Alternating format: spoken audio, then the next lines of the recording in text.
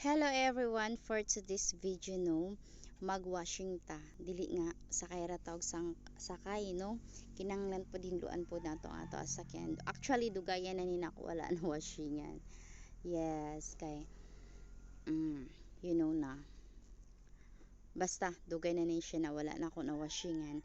Og karon asa ta magwashing diri ra sa balay para tipid no. Para tipid mo ni siya to agamiton.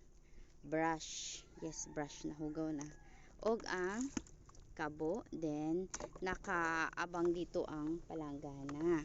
Og para sa mga dili makuot kani toothbrush, dili na siya magamit nga toothbrush ana, dili na.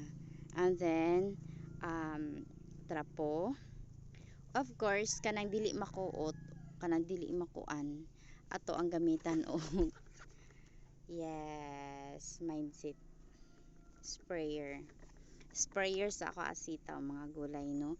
So actually kuan jud kaayo kanang hinay siya nga process, pero dili na kaingon nga magasto pa.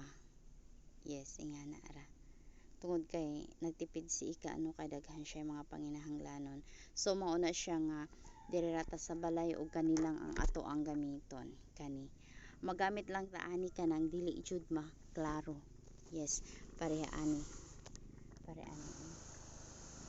dito sa sulod ana.